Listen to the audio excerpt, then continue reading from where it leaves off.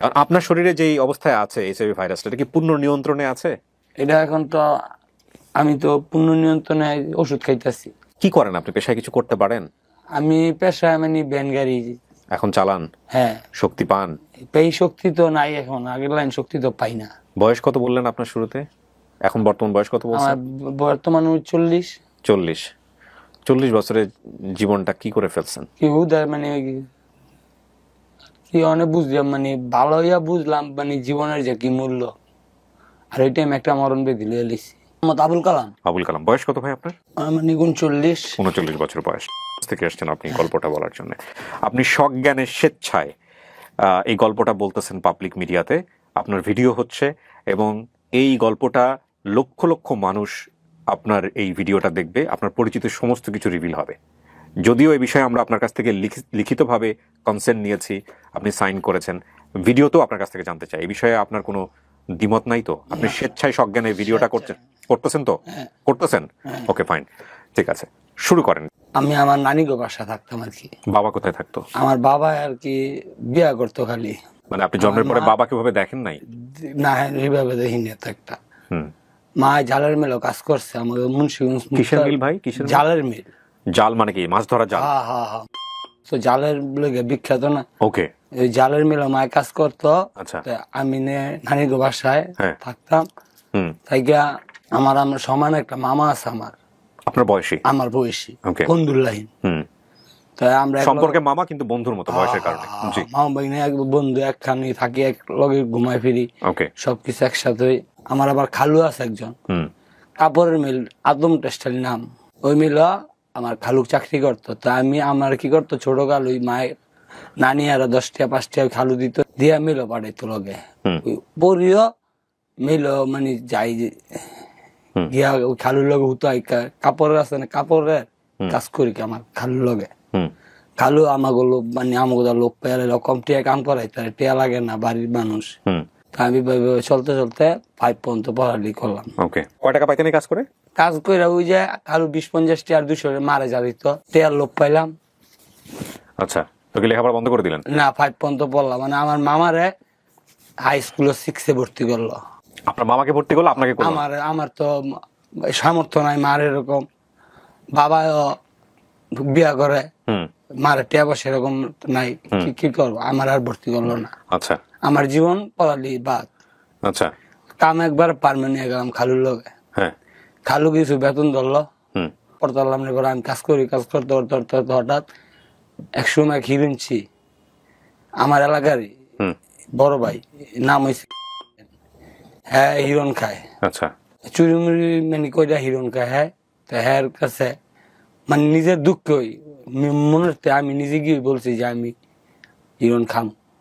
আপনি জানতেন কিভাবে? মানে বিষয়টা কি জানতেন? এই হিরোইন সম্পর্কে কিছু জানতেন আপনি আগে থেকে? না, আমি তো কি বলবো। আপনি কিভাবে মনের দুঃখের কাছে গিয়ে বলবেন? আপনার কেন মনে হলো যে এটা খাইলে দুঃখ যায়? মানে এটা মানে আবেগ হলো আমার, মানে আবেগে একটা। আচ্ছা, যেই ছেলেটার কাছে গিয়ে আপনি কথাটা বলেছেন, ওর বয়স কত? আপনার বয়সী ছিল নাকি? আমার তো অনেক, মানে আমার অনেক বড় ছিল। 2-4 বছর বড়। আর বয়স কত আপনার তখন? আমার তখন 12-13। অল্প অল্প টাকা আছে আপনার কাছে। আপনার ধারণা হয়েছে যে এগুলা খাইলে দুঃখ চলে যায়? হ্যাঁ। তারপরে ওর কাছে গিয়ে আপনি বলছেন এই কথা? আপনি জানছেন কার কাছ থেকে যে এগুলা খাইলে দুঃখ চলে যায়? মানে ওই যে ওরা খায়, মানে দেখি আশেপাশে দেখছেন। ওকে, ফাইন। তো আমি এবার অগর গিয়া করে কইলাম, আমার লিয়ে গেল আমার এলাকার পাশে একটা জায়গার নাম আছে, এখানে নিয়ে প্রথম খাইলাম। আমি আর বলার সাথে সাথে ওই আগে গেল গা, আমার একটু পরে আইতে গেল, মানে দুইজনে আমরা জামু যে একটু আগে পরে যাইতে গেল। ওই আগে গেল গা ঘাটে মধ্যে আমাকে কেন নৌকা পার হয়ে, মানে জিনিসটা ইরন্ডা লইতে হয় আমাকে এলাকাতে। শীতলক্ষা আছে না, শীতলক্ষা নদীর ওই পার হয়েছে ওই গাড়ে গিয়ে, মানে ওই পার গিয়া হিরণ ব্যস্ত ওইখানে। আমি মাফ করবেন, প্রথমে একটু ইন্টারাপ্ট করছি আপনাদেরকে। অনেকগুলো শব্দ আমরা এখানে মিউট করব। উনি আসলে যেখানে মিউট হচ্ছে, আমি একটু স্পেসিফিকলি বলে নেই। মিউট হওয়ার জায়গাগুলো হচ্ছে ড্রাগের নাম, নাম্বার 1, আর নাম্বার 2 হচ্ছে ড্রাগটা কোথায় পাওয়া যেত সেই সব জায়গাগুলো। সো সেন্সিটিভ ইনফরমেশন যেগুলো, সেগুলো মিউট করা হচ্ছে, এবং একই সাথে এই ঘটনার সাথে জড়িত ব্যক্তিবর্গ যারা আছেন তাদের নামগুলো এখানে মিউট করা হচ্ছে। সুতরাং শব্দগুলো অনেক বেশি আসবে। আমি প্রথমেই আপনাদেরকে বিষয়টাকে কনসিডার করার জন্য বলছি। ঘটনা খুব গুরুত্বপূর্ণ, ঘটনা খুব গুরুত্বপূর্ণ, কারণ ঘটনা শুধুমাত্র ড্রাগের থাকবে না, এই ঘটনা বাঁক নিয়ে কোথায় যাবে আপনি চিন্তাও করতে পারবেন না। সো একটু মনোযোগ দিয়ে শুনুন। ওর ফ্যামিলি ব্যাকগ্রাউন্ডটা আপনারা দেখলেন, এবং 6-7-এ পড়ার বয়স একটা বাচ্চা কিভাবে ড্রাগের মধ্যে ঢুকে যাচ্ছে সেটা একটু নোটিস করেন। হ্যাঁ, নিয়ে গেল আপনাকে, তারপরে গেদি এলাকার আরেক বড় ভাই পরিচিত, আগে উপস্থিত, তাই তিনজনে লইলাম, লইয়া কি নিলেন, কোথেকে হিরো নিল যে বাইক বেছে, ওই বাড়িতে গিয়ে কেমন নিল? ওরা টাকা দিল, দেখলাম 100 টাকা নোট দিল, নিয়া লইল আইয়া যেন খামো হেন দিয়ে আবার ওই যে বড় এক ভাই হ্যাঁ খাইতেছে কারণ আমার দিকে ওর লিস আমি আইসি ভাই। ও আপনি বললেন যে আমি নিজেই আসছি ভাই? হ্যাঁ, এবার এবার খাইলাম মানে এটা কিভাবে খাইলেন? কাগজ দিয়ে পাইপ বানাইলো সুন্দর করে, মোম ধরাইলো, এরপরে কাগজ কাটলো, তিল্লি কইতো হ্যাঁ, এডি কাইটা মাইটা পুরো আমারে পাইপ দিল মোহ, পাইপ দিয়ে আমার টান্দা লয়তে রইলো, প্রথম টান্দা আমি বন্ধ করে দিলাম। তো এরপরে আবার ওরা আমি সিরিয়াল আবার আইলো আমার কাছে, ওরা সবাই নিতেছে, হ্যাঁ আমার কাছে আইলো, পরের টান দিল আমারে, তো দিই ভালোই খাওয়া শেষ। প্রথম দিন কেমন লাগলো করার পরে? প্রথম দিন খাইয়া মেয়া গেলাম ভালোই। ভালোই বলতে আপনার মধ্যে কি ফিল আসতেছিল, কেমন লাগলো? আর কোনো কিছু মনে থাকলো না, মানে কোনো দুঃখ মুখ না, খালি এটার কথা চিন্তা হইতেছে, মানে জিনিসটা মনে হচ্ছে এটা আবার কখন নেব, কখন নেব। প্রথম দিনই এরকম মনে হচ্ছিল, এত মানে সুন্দর। আচ্ছা, তারপর বাইক গেলাম, বাসায় গিয়া অল্প বসে টাকা কামাই। হ্যাঁ, কত কামাইতেন ওই সময় মাসে? ওই টাইমে মাসে না ডেইলি 200-300 টাকা কামাইতাম। আর এক পুরি কিনতে লাগতো কত? 100 টাকা? 100 টাকা, আচ্ছা, 90 টাকা, 80 টাকা, 100 টাকা। পাইতো আর কেউ জানলো না আমি যে খাইলাম। তো এইভাবে মানে কাজ চলতেছে, খাইতে খাওয়া খাই যাইতেছেন ওখানে রেগুলার? হ্যাঁ, অগলগে যাওয়া যাই করতেছে। একদিন আমার যে মামার পড়ালি বন্ধুর লাইনে, আমার বড় মামায় আমার দেখলো, অগলগে বাসায় গিয়ে মারতে বিচার দিল, মায় দিল আমার পানিশমেন্ট, মার দিছে। হ্যাঁ। আপনার মা কি করতো এই সময়? ওই জালের মিলে কাজ করতো। জালের মিলে কাজ করতো? আপনার কোনো ভাই বোন ছিল না? আমার 2 বোন ছোট। ওরাও কি আপনাদের লগে থাকতো? আমরা এক লগে থাকতাম। হ্যাঁ, তারপর মার দেওয়ার পর আরো লগে এটার ভিতরে ফিলিংস বাইরা, মায়ের খায় ফিলিংস বাইরে গেছে। হ্যাঁ, যে এটা মানে আরো কি জানি, এটা আসলে যে টাইমে পোলা বাইনা বয় মন, এটা তো আসলে আবেগ দেওয়া, আমার পোলা বাইনার মন অনেক খালি ওইটার পাশে মানে দৌড়ে মারছে, মায়ের ইডি নাই, চুরি করলাম মেলের লোয়া একটা পাথর, মানে একটা পাথর 5 কেজি মেলের থেকে পাথর চুরি করলেন? কেন? লোয়ার, এই হিরনের টাকার লিগা। তো 100 টাকা দিতে হচ্ছিল, তারপরে কি আরো বেশি খাওয়া শুরু করছেন? হ্যাঁ, প্রতিদিন তো টাকা দেয় না মেলো তো দেয় মাসে, সপ্তাহে টাকা, মানে প্রতিদিন তো মালের খাইতে মন চায়, মানে প্রতিদিনই করি, মানে মায়ে তো মারছে, আরো বেশি জিদ্দি খাই। তো হিসাব করছে বাপ মা বিয়া করাই না মনে ভালো হতো। ওই 12-13 বছর বয়সেই একটু 2 বছর গেল এমনি এমনি, 14 বছর বয়স, 14 বা 15 বছর, 16 বছর, 16 বছর গেল বিয়া। বিয়ের কথা বলছে না, বিয়ে করাই দিছে? কেমনে করাইলো? এরা মাইয়া দেখছে, দেখা করাই দিল। আপনি কিছু কইলেন না? মানে আমি তো না বুঝে হিরোনি খেয়ে নিলাম, বুঝি না, আমি তো জীবনটা শুরুই করতে করানোর আগে। মেয়ে যে বিয়া দিয়ে দিছে, এই মেয়ে কই ছিল 16 বছরের? আপনি 16 বছরের, মেয়ের বয়স কত? মেয়ের 15। পাইলো কই? আমার মানে কেমন বেলা মামতো বই। আচ্ছা, তা আপনার কইলো না যে তোর বিয়ে দিব ওরকম কিছু? আমার কইছে তোর বিয়ে আমার ঠিক, আমি হয়নি, তুই হিরণ খাস, এরা খাস, তোর বিয়ে না করলে তুই ভালো তুই না। আচ্ছা, তারপরে সে আমি করতে রাজি না, প্রথম তো রাজি হইনি। পরে আমার মা বাবা কয় তাই মরা মুখ দেখি, মায় কয় আমি যা করাও করলাম। জীবনের তো কিছু শুরুই করিনি, বিয়া করে নিলাম, শুরু না করে বিয়া আবার নিশা গায়। বাড়িতে জানতো যে আপনি কাজটা করেন রেগুলার? হ্যাঁ, মা জানতো? চুরি না, যে আপনি যে নিশাটা করতেছেন জানতো? মারলো, জানছে এটা, যে মার কাছে স্বীকার গেছেন যে আপনি করেন এটা? মায় মারলো, মায় অনেক বিয়া করাই দিলে ভালো, বিয়া করাইলো। বিয়া করার পর বউ আইলে আমার তো মানে এই মাত্রা দিই নেই যে বউ আইসে, আমার ওই নিশা, ওটাই ভালো লাগে। হ্যাঁ, বউ কিন্তু পরিলে এটা আমার ভালো লাগে না, আমার নিশা। আমি ধরে খালি নিশার পাশে, বেতন পাই জায়গা নিশা খাইতে, ঢাকা পড়ি, বিয়ে পড়ি, বিবস্তি, আগারগাঁও বিবস্তি যাইছি বহুতবার। এগুলোতে জানতেন কেমনে? এরিতে পরিচিত লোকজন হইতো, চিনা আইছে, একজন থেকে দুইজন, দুইজন থেকে তিনজন এমনি চিনছে, বাইতে আবার বাইর করে দিল। বাড়ি থেকে বাইর করে দিছে? হ্যাঁ। বিয়ের পরে? বিয়ার পরে। কে বাইর করে দিছে? আমার একটা মেয়ে হয়েছে মতন বউ গেছে গা। আল্লাহ, বিয়ের কয়দিন পরে বাচ্চা কাচ্চা নিছেন? বিয়ার বছর খানিক পরে মেয়ে হয়েছে। ও, কিছু বুঝে ওঠার আগে বাপ হয়ে গেছেন? বাপ হয়ে গেছি গা।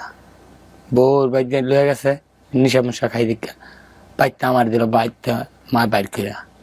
বউও বুঝছে যে হ্যাঁ এত নেশা পানি করে, নেশা পানি করে, বাইতে বাইর করে দিল। আমি মেয়েলো কাজ লাগলাম গাউসিয়া, মাধবদী গাউসিয়া আছে না, গাউসিয়া আমি টেক্সটাইল মিলের কাজ করি, কাজ লাগলাম, এখানে থাকি খাই। তো দাদা শুক্রবারে বিল পাই, শনিবারে মেলো যাইতে না, নিশা খেয়ে ঘুমাইতে স্টেডিয়াম। তখন কি ওগুলাই নিতেন? ওইটাই নিতেন নাকি হিরোনি খাইতাম? হিরোনি খাচ্ছেন, ওইভাবেই খাচ্ছেন? ওই টাইমটা ভালোই আছে। মানে ওইটা কি ওই যে সিগারেটের মতো করে যেভাবে টান দিতেন ওইটাই পাইপ দিয়ে ওইভাবেই খাচ্ছেন? একটা খালি হয়ে যাচ্ছে নাকি তখন পুরি বেশি লাগতেছে? পুরি বেশি লাগতেছে। কটা লাগতো দিনে? দুইটা তিনটা লাগে। খাওয়ার পরে কি টালটুল হয়ে এনে ঘুমাই যেতেন? হ্যাঁ, মানে শুক্রবারে যেমন টেয়া পাইছি, শনিবার আর মেলি খবর নেই, চাকরি থাকে না, তখন কি করবো, চুরি বাটপারি ছাড়া তো উপায় নেই, বড় লোকের গরিব ঘরের সন্তান, আর তো কোনো উপায় নেই। কি করি, ওই রাস্তাঘাটে যা আকাম কুকাম করি। কি এগুলো কি করতেন আমাকে একটু খুলে বলেন তো, দুই একটা আকাম কুকাম কি করছেন? যেরকম আকাম কুকাম, মানুষের আপনি একটা কিছু সুইছেন বাজার করে, আপনার ব্যাগ ডুলিয়া গেলাম গা, পিছন থেকে টানতে চুরি করতেন বাজারের মধ্যে? হ্যাঁ, নিয়ে গিয়া বেচালাম। কি কি করছেন আপনি এরকম চুরি? বউ তো আছে, শুনি, আপনি তো আজকে স্বীকার করতে আসছেন, আজকে তো আর ওই জীবনে নাই, আপনি কি কি করছেন একটু বলেন তো। চুরি দেখুন, হ্যাঁ, এমন আমরা চুরি করতাম, মানুষের বাজার করে রাস্তাটা নিতে ব্যাগ ট্যাক্সি একটু যাইতো না একখানো, ওইটা লিয়া টান্দা মানে প্রস্তাব ধরে লাইতাম। আচ্ছা, এর কি দল ধরে করতেন? দল কি, আমরা একই। আচ্ছা, বস্তা থাকতে লাগে, মানে আমরা রাস্তা টোকায় বেশ ধরতাম। ও, টোকায়ের বেশ ধরতেন? হ্যাঁ। তারপর বউ কোনো খবর নেই, আমারও কোনো খবর নেই।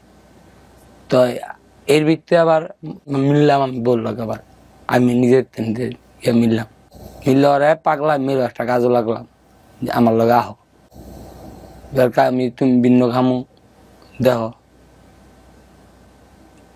হয়, রাজি লাইলো।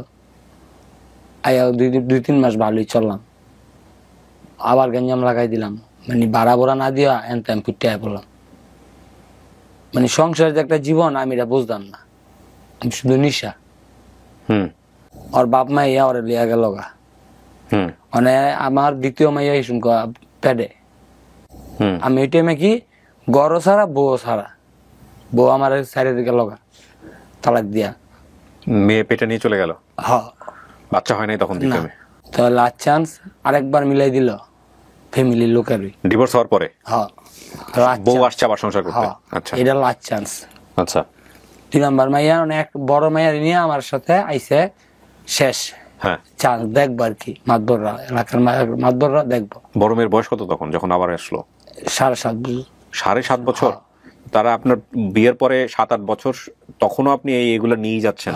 তখনও কি ওইভাবেই নেন, ওই যে পাইপে করেই নেন? শুয়ে আসিনি তখনও, শুয়ে আসেন নাই? আচ্ছা, কালাম ভাই, সন্তান আসলে তো আমাদের সন্তানের প্রতি একটা মায়া কাজ করে, তাই না? এবং ছেলেদের মেয়ে সন্তানের প্রতি আলাদা একটা মায়া থাকে। আপনার কি বাড়িতে ফিরলে নিজের মেয়েটার প্রতি একটা আলাদা মায়া কাজ করতো না? ওর দিকে তাকায় মনে হতো না ওর ভবিষ্যৎ কি হবে, সেজন্য আমার এগুলো ছেড়ে দেওয়া উচিত, নাকি এগুলো কোনো বোধই কাজ করতো না ওই সময়টাতে? এই চিন্তাটা এখন আইছে, তখন ছিল না এই চিন্তাগুলো? একদমই ছিল না? না। বয়স একটা অনেক বড় ফ্যাক্ট। ওর বয়স কত যখন 16 বছরে বিয়ে করছে? 23-24 বছরে ওর মেয়ের বয়স তখন 7 বছর। হ্যাঁ, তারপর মিলাই দিল। তো আমি চলতাছি, এমনি এমনি চলতাছি। তো এর ভিতরে বউ মানে একজনের লাইন করে বিয়া হইয়া গেল গা। ওর মাইয়া লিয়া গেছে, মাইয়া আমার কান ধলাইছে যায়নি। বড়টা নিয়ে তোনরাই নিয়ে একটা ধরনের নানিকে পাইতে। আচ্ছা, আর গিয়া সংসার করলে লাগে লিয়া গেছে আমার, মানে মাইয়া করতে ডর দেখাইছে, হিরুঞ্চি তখন নিবগা আমার দেখলাম মেয়েরা ডরাইতো ছোটতেই। আমার মেয়েরা আমার কাছে নাইতো না, যদি আমি যদি যাইতাম না দেখতে দেখতে আইতো না, ডর দেয় রাখছে আমার মায় যে তখন নিবগা। তো আমিও পরে আমার শ্বশুর শাশুড়ি গুলো যে তুই যদি আহস আমার মায়ের অশান্তি হইব, তুই নিশা কর, তোর জীবন লিয়ে তুই থাক, আমার মায়ের জীবন লিয়ে আমার মায়ের থাক, আমার বিয়ে হয়ে গেছে তুই আর আবি না। আর মাইয়ার দেখলে দৌড় দেয়, আমার দেখলে দৌড় দেয়, আমি একটা লইয়া যায় খাওয়ান মন দেয় দৌড়, আমার মন যায় আরো বিক্রিয়া মুক্রিয়া আমি আয়া করলাম। আমি এবারে মিলমিলে চাকরি মাকরির জায়গা রাস্তার জগৎটা বাচ্চা রইলাম। রাস্তার জগৎ বলতে মানে বাপ মা বাড়িতে বাইর করে দিল, ও বউ নাই, মিলের কামও থাকে না, একদম পারমেন্ট রাস্তা। রাস্তায় কি করতেন? রিক্সা চালাই টেমে। ও তখন রিক্সা চালানো শুরু করলেন? আচ্ছা। আমার আপন মামাই, ওই যে মামা কইলাম বন্ধু, ওই যে আপনার ছোটবেলার একই বয়স, 7-এ ভর্তি করলো, আমার করলো না। হ্যাঁ, ওই রিক্সা লিয়ে দিল একখানতে নারিন্দাতে, মানে সারাদিন রিক্সা লিয়া ঘুরি, প্যাসেঞ্জার টানি না, রিক্সা লিয়া খালি ঘুরি, হিরোইন বিসলি, হিরোইন পাই না। ও আচ্ছা, ওই যে জিনিসটা আপনি নেশা করেন ওইটা খুঁজতেছেন? হ্যাঁ, ওই টাইমে ওইটা একটু বন্ধ করে দিল। ও, যেখান থেকে নিতেন ওই জায়গাটা বন্ধ করে দিয়েছে সরকার, এটা বন্ধ করে দিল। কে বন্ধ করলো? আমলিক সরকার। আওয়ামী লীগ সরকার এসে? আচ্ছা, ওকে। এই রিক্সা লিয়া খালি ঘুরি, আর মানে শরীরের কুলায় না নিশা না খেয়া, মানে এই চানকার পোল গিয়া কোয়াডার হুনি নিশা কর, সব নিশা করবো গিয়া। আপনি জিগাইতেন কেমনে? কারে দেখলে বুঝতেন যে একটা বাজার, মাছ বাজারের লাইনে ছিল। আচ্ছা, একসময় চানকার পোল একজনকে আরেকজনকে চিনতেন যে এই লোকে করে? একটা মাছ বাজার, যেমন মাছ বাজারে ডাড়াই হয় না, এই মাছ এইটা 200, এটা 100, এটা এরকম একসময় চানকার পোল মোড্ডার ভিত্তে এরকম হইতো। কি হইতো? কি করতো? এই সুই বিক্রি হইতো। ডাকতে হবে? কিভাবে ডাকতো? ওই কোয়াডারে আদা, ওই কোয়াডারে আদা, এইভাবে। ওরে বাবা, এরকম স্পট ছিল, মানে খুব ডেঞ্জারাস। মানে কোয়াডার অনেক কইতেছে হিরোন কোয়াডার, কয় না এনে সুই, তো সুই কোয়াডার লইলে কি হিরোনের বেড়া যাইব? হ, এই লইলাম সুই।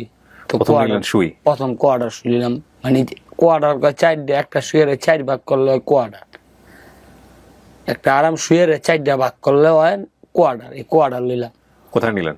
এখানে ডিরেক্টলি মাংসে? হ্যাঁ, মাংস নিলাম, ভালোই লাগে, আগের মতোই ফিল। হ্যাঁ, মানে বিরনের থেকে ওটা আরো বেশি ফিল। ওটা কি পানি ছিল? হ্যাঁ, সুই। এক্স্যাক্টলি। ও কিন্তু সবকিছুই ওই একটা ড্রাগের নামে চালিয়ে দিচ্ছে, কিন্তু ও জানে না যে ও কি নিতেছে। লিকুইড ফর্ম আছে, পাউডার ফর্ম আছে, বাট ওইটাও ও জানতেছে ওইটাই, হয়তোবা ওইটাই। বাট যেহেতু আমাদের এখানে একজন স্পেশালিস্ট যুক্ত হবেন আমাদের এই অনুষ্ঠানের শেষে, ডেফিনেটলি তিনি তার জায়গা থেকে হয়তোবা বলবেন, যদি ড্রাগের উপরে স্পেশালিস্ট কেউ যুক্ত হন, আমি তাকে হয়তো বিস্তারিত বিষয়গুলো জিজ্ঞেস করবো। জি, তারপরে নিলেন আপনি এটা? কয় টাকা ছিল দাম? ওই টাইমে 60 টাকা ছিল, 15 টাকা কোয়াডার। ও আচ্ছা, পুরো এক শুয়ের দাম মাত্র 60 টাকা? 60 টাকা ওই টাইমে। আচ্ছা, 15 টাকা দিয়ে কোয়াডার নিলাম। ও, পাংখার লাইন রিক্সা চালাইলাম একটা নিয়ে। হ্যাঁ, কোয়াডার নিয়ে। তো ওই মামার বাসায় খাই, মামার বোরতে টেয়া জমাই, মামারা নেই খাই। তাই 2-3 মাস হয়েছে এখানে আমরা খাই। চানখারপুর ঘুরে চানখারপুর। তো মামার লোক একটা দ্বন্দ্ব বাজলো, মানে মামার কাছে টেকা বুড়াই, মানে বাজ্যামু মামার তো টেয়া ছিল, আমি টেয়া লিয়ে একটা দ্বন্দ্ব বাজলো। মামায় পুরা টেয়া দিল না। মামায় কি করলো, টেয়া আনতে আমার উল্টা পাল্টা কথা কয়, টেয়া দিতি না, তা যাইতাম না, বাড়ি ঘর যাইতাম না, ওকে আমি রিস্ক তোর লিয়ে আইতাম না, আমি কই যাতো না লিয়ে দেখাতে, মানে বন্ধুর লাইন মামবাই না। আর এমনি ডাইরেক্ট আমিও ঠেট দিলাম, আমার ঠেট দেয়, আমার তুই যা, তুই যেটা মন সেটা করবা। আমি রিস্কা, মানে হয়তো যে জিম্বই আমার রিস্কা লইছে, আমাজনটা না করে দিছে, জ্বর রিস্কা দিয়েন না। তা আমি ওই মাহাজনটা কই আবার লইলাম, পেয়ার তো পাইতাম দিল না। আমি শুইলে এমন অবস্থা হইল, অনেক রাস্তা দিয়ে খালি থাই, অনেক আর কোনো বাড়ি ঘরের কোনো খোঁজ খবরই নেই। রাস্তায় কেন থাকতেন? শুইলই, শুইলে কি রাস্তায় থাকতে হয়? রাস্তা দিয়ে ভালো লাগে, আর কোনো বাড়িঘর মানে বাড়িঘর বুঝলি গেলাম। ওই নাকি দিনটা 24 ঘন্টা পাওয়া যেত? হ্যাঁ, রাতের বেলা? হ্যাঁ, একদম, মানে রাত দিন 24 ঘন্টা চানখারপুর। ওখানে গিয়ে আপনি কার কাছ থেকে চাইতেন? এটা মানে বেশি আর মানে অভাব আছিল, গিয়ে খালি কইলি একজন বাইর করে দিত? কেমনে আসতো? শুয়ের মধ্যে কি লিকুইড কে আগে থেকেই ভরা থাকতো? না, এটা একটা শুয়ের বোতল দিলে ভাঙ্গে এটা শুয়ে সিরিজ উড়াইতাম। সিরিজ অল্প একটু নিত, টান দিয়ে নিত, নিয়ে ওটা দিয়ে না পুরাটা উড়াইতো, 3-4 ভাগ করতাম। ও, একজনের শুয়ে আরেকজন মানে একটা থেকে আরেকজনের সরিয়ে যাচ্ছে, আরেকজন থেকে আরেকজন। This is very important point, note this. হ্যাঁ, তো অনেক শুয়ের ভিত্তি আবার অনেক পদের শুয়ে মানে আছে। কিরকম? যেরকম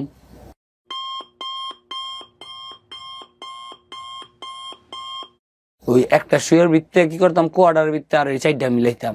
ও এগুলা জিনিস ম্যাটেরিয়াল গুলা হ্যাঁ, আলাদা আলাদা করে নিয়ে মিক্স করতেন? সবকে মিক্স করতাম। যে বেশ কিছু ড্রাগের নাম বলেছে, আমি সেগুলো মিউট করেছি এখানে। হ্যাঁ, মানে এইটা লইতে লইতে একটা লই, একটা লইতে লইতে 2টা লই, 2টা লইতে লইতে 3টা লই, 3টা লইতে লইতে 4টা লই এই মাংসতে। সরি ফর দ্য ইন্টারাপ্ট, আমি বলে নিই, নইলে আমার এই ভিডিওটা ইউটিউবে হয়তোবা রেস্ট্রিক্ট ক্যাটাগরিতে পড়ে যেতে পারে, বা হয়তোবা এটা ডিমনিটাইজ হয়ে যেতে পারে।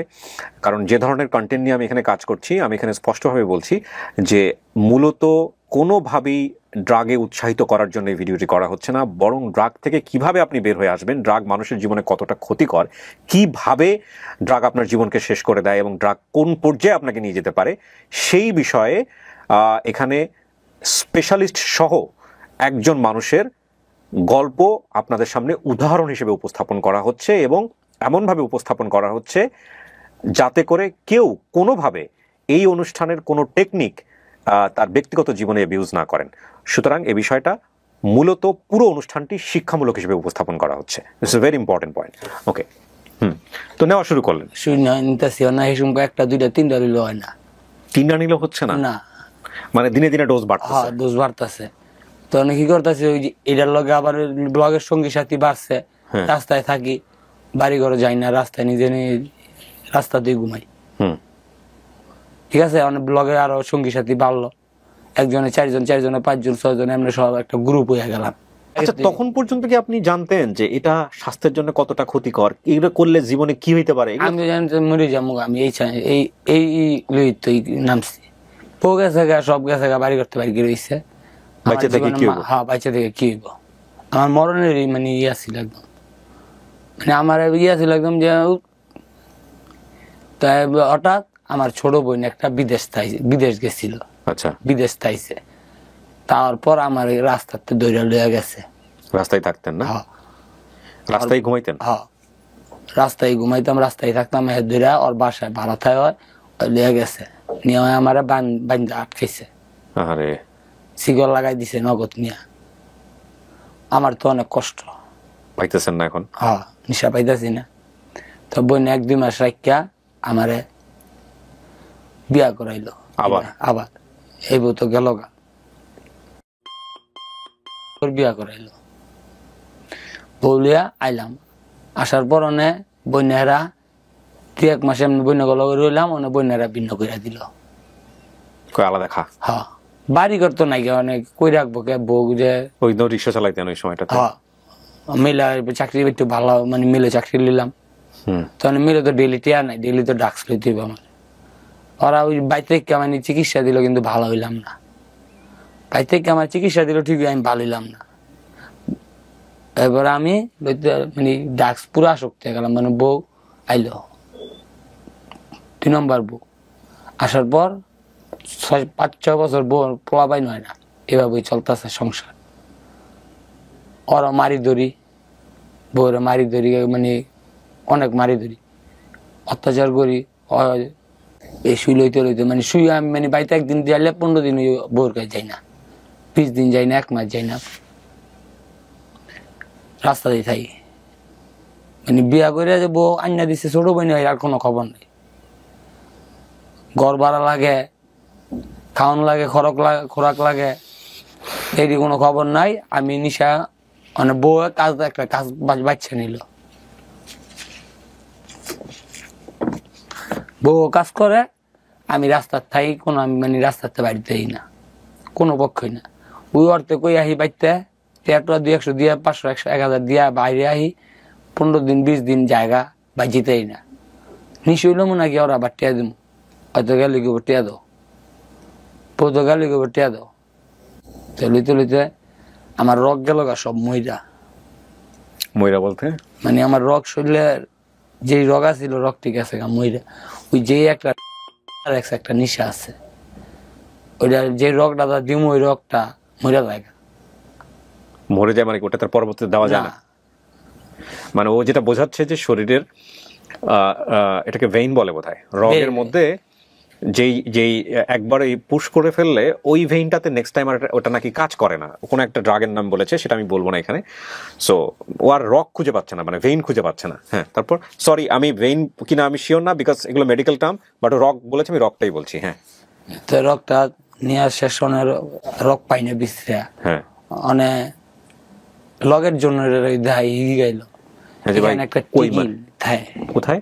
এখানে মানে কি আপনি গোপন অঙ্গে? হ্যাঁ, গোপন অঙ্গের কোন একটা জায়গার কথা বলছেন? হ্যাঁ, এখানে একটা টিকিন থাকে। আচ্ছা, এটা বলা টিকিন কয়, মানে নিশার জগতে টিকিন কয়। টিকিন? হ্যাঁ। আচ্ছা, তো এই টিকিনে সবসময় লন যাইব কয়।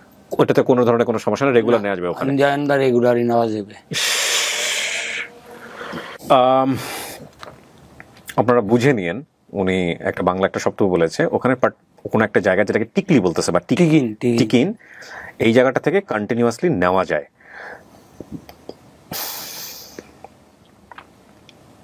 একবারও আপনার চিন্তা হচ্ছে না শরীরের একটা জায়গা যেগুলো নষ্ট হয়ে যাইতেছে? আপনি তো পুরুষ মানুষ, আপনার যদি ওই জায়গাটাও নষ্ট হয়ে যায়, এগুলো চিন্তা হতেছে না? আমার তো মরণের মানে আমি তো কোনো টেনশনই করি। আচ্ছা, যারা আপনাদের লগে, এই জিনিস আপনার কথা তো ঠিক আছে, যারা আপনাদের লগে নিত তারাও সবাইকে আপনার মতোই মরার জন্য এগুলো করতেছে? হ্যাঁ, এটি পাগল, মানে আমার মনে হয় পাগল। পাগল নয় লেডি করবো কি? মানে জীবনে খুব ভয়ঙ্কর লেভেলের কষ্ট আছে বা কোনো ব্যাকগ্রাউন্ড আছে যেটা তাকে প্রতি মুহূর্তে খুব কষ্ট দিচ্ছে। তারপর এটা মানে এটার বিত্তাইসা বললাম, রক শেষ নেওয়া শুরু করলেন ওখানে? ওইখানে লই। তো আমি আবার আমার এই ঘরে এক মেয়ে হইলো, এই ঘরে একটা মেয়ে হইলো, এখন একটা মেয়ে হলো। ওখানে যে নিচ্ছিলেন কাজ করতেছিল শরীরে? হ্যাঁ। তখন পর্যন্ত ডাক্তারের কাছে যান নাই? না, শরীরের কোনো সমস্যা নেই, ডাক্তারের কাছে যান নাই? যেটা নিজেই সব করি, নিজে নিজে শুয়ে পড়াচ্ছে? ব্যথা লাগতো না? আমরা এটা অভ্যাস হয়ে গেছে লইতে লইতে। আমার এক মেয়ে হইলো, আমি টেমে জেলখানা। জেলে গেলেন কেন? তো এখন যেতে আমার দূরে লিয়ে গেল ড্রাগে নেওয়ার জন্য। হ্যাঁ। পুলিশের স্পটে ধরছে? হ্যাঁ, পুলিশ স্পটে ধরছে, মানে মাল সব পাইছে, লইয়া গেছে সূত্রাপুর থানায়। তারপর সূত্রাপুর থানাতে ঢাকা কোর্টেতে চালানদা দিল আমার মেয়েটা। আমি জেলখানা মেয়ে হইল, জেলখানাতে বাইরিলাম, বাইরে যায় মাই হওয়ার পর বউ লিয়ে এলাম। জেলখানাতে বাইরে নিশুই 20 দিন 30 দিন পরে বাইর যাই। বাড়ির কথা কোনো মনেই থাকে না, বাইতে বাইরে দেয়। ওই টাইমে আমাকে একটা গ্রুপের মানে চোরা মাল নানলে একটা দোকান থাকতো। তো ওই দোকানে আমি থাকি, ওই দোকানে ঘুমাই, বাঙ্গারির দোকান। আচ্ছা, ওই জায়গাটা হচ্ছে নারায়ণগঞ্জ পাইকপাড়া। তো ওই দোকানে আমি ঘুমাই, রাইতে ওই দোকানে ঘুমাই রয়েছি। তো ওই দোকানদার আমার আবার বিশ্বাস করে দোকানে ঘুমাইতে দিত, টাকায় যা লাগতো তাই দিত। তো রাইতে ঘুমাই রয়েছি, সকাল উঠে দিয়ে আমার পাওয়াটা ফুলে গেছে, বাম্পাটা, এই পাওয়াটা অনেক মানে ফুলছে, অনেক ফুলা ফুলে গেছে গা। তো আমি তো দোকানদার দেখো কি রে, কি এলো টাসকি, আমার আগে টিয়া দিল, আগে মাল লাগাইলো, তো দেখ ঠিক হয়নি। মাল লাগালো মানে আগে ড্রাগটা নিয়ে দেখ ঠিক শুলে হলো, তোর শুলে এলে কেমন এমন হয়েছে। আর হিসাব হয়তো আমার দা কাজ করে। হ্যাঁ, তা নিলেন? আগে পরে টিয়া লিয়ে আমি আইলাম, ডাক লইলাম, লইলাম মানে তো আরো মানে কমে না। এই একটা কলেরা হাসপাতাল মহাকালীর সেন্টার আছে না, এই সেন্টারের এক চিকিৎসা কেন্দ্রে আমারে নিল। নিয়া মানে বুঝাইলো, আর ডাক্স নিবি। এর ভিতরে আবার কাহিনী, আমার গ্রুপের বন্ধুর বান্ধব আছে না, এরা আমারে একটা কথা কইলো যে অনেক তো ভালো হয়েছে, মানে আমগুলো ভিক্ষা করতে পারবি, তোর কোনো কষ্ট নাই। মানে ওরা ভিক্ষা করে ডাকছিল, আমি কানলাম, হয়তো কষ্ট করে মাইসের হাত পাইতা ডাকছিলাম। পরে এই ডাক্তার সাহেব আমারে এরো বিষয় নিয়ে বুঝাইয়া কইলো, যদি তুই ভালো তোর গার্জিয়ান কে আছে? আমি হ্যাঁ, আমার মা আছে, আমার বউ আছে, আইব, কয়তো কালকে নিয়ে আহিস। এই ডাক্তার সাহেব নিয়ে ডাক্তার সাহেবের চেম্বারে আমি গেলাম মার কাছে প্রথম। মায়ের ওথায় ভাড়া, মায়ের যে বেদ দিয়ে দিই মায়ের নাই, মায়ের গেছে আরেক জায়গায়। তো রাস্তার ভিত্তি মার লগে দেখা, মায়ের দেখা তো পা দেখা গাইল, সে গোলামের প্রতি অনেক বুঝবি আলা মজা, আলা ভালোবি। মানে লুলুয়া অনেক ভালো পি মা গাইলেও না মা তো আরে অনেক কি করবো কত অনেক কি করবি তুই আমাকে এক ডাক্তারে তো কইছে কয় চিকিৎসা নিশ সারাই দিব মানে ভাড়া করে দিব দেখ তো আমি কইতো তোমাকে একজন যাইতে হইব আমরা যাইতে রাজি তুই ভালো যাবো আর বাপ মা গরিবে চিকিৎসা করাইতো তো বহুত টাকা দরকার পরে আমি কিছু টাকা পয়সা আমার তা ছিল ওই দোয়ানদাররা মানে মিল্লা জিল্লা সবাই দিছে আমারে এটা আমি ওই ডাক্তার সাহেবের আমি বাইক গিয়া গেলাম মায়ে গে বগলো বোর কাছে জায়গা গিয়া তুই আবার আগে বোর গিয়া মানে আমি বোর কাছে গেলাম বউ আমার দেখে আগে গরম পানি দিয়ে গুছ করে গেল শৈল ময়লা মাইলি এই পাওলি ওই গুছু মুছু করে ঘরে ঢুকলাম মানে বউ চিল্লাই চিল্লি তুই এই পাওলি আর তুমি জানো খুশানো জায়গা মরে জায়গা আমি কি করবো আমি রাখতে পারতাম না আমি চিল্লাইছি না মায় সকাল আইব আইলে বুঝবো না আমি চিকিৎসার ভাব করছি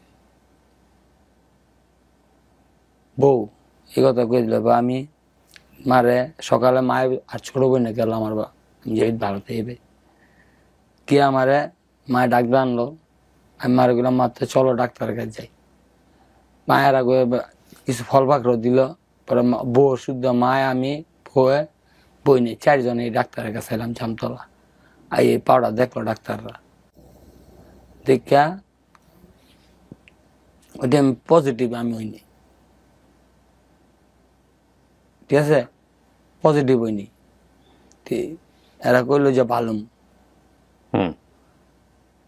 উনি একটা শব্দ ইউজ করেছেন আমি সেটা পরে আপনাদেরকে বোঝাবো উনি পজিটিভ বলতে কি বোঝাচ্ছে আপনারা একটু মনোযোগ দিয়ে শোনেন হ্যাঁ তারপর আমি পাউডারলি অনেক কষ্ট করে আইটা যাই মানে আমার অনেক কষ্ট হয় তা আমি তো ওই যে ডাকছে তো অনেক শুই কেটটা লইছি আমি তো আমারও মন নাই চিকিৎসা করলো এরা একটা ওষুধ দিল যেটা খাইলে আমি ভালো হয়ে যাবো রক্ত আমার পরীক্ষা করলো কোথায় রক্ত পরীক্ষা করছে এই যে সেন্টারে মহাখালী কলেরাতে হ্যাঁ আচ্ছা কইরা অনেক দেখে এইটার ভিতরে আমার বেলা এসে পজিটিভ সেন্টারে কয় বছর আগে দেখছে এটা এটা 2019 সালে এই পা ফোলার পরপরই এই ঘটনা ঘটছে আপনারা কেমনে জানাইছে এরা এরা বললো পজিটিভ তুমি পজিটিভ বলতে এইচআইভি পজিটিভ ডিরেক্টলি বলে দিছে আপনাকে আমি তো মাথা নষ্ট আমি তো মরি যাবো তারপরে আপনাকে কি বললো আমি মানে শুনি তো আমার মাথা নষ্ট হয়েছে কি কয় আমি তো গেটটা লই না এটা হইব আমার এরও হওয়ার তো সম্ভব হয়নি হ্যাঁ আমার তো আমি কইলো আপনি এইচআইভি পজিটিভ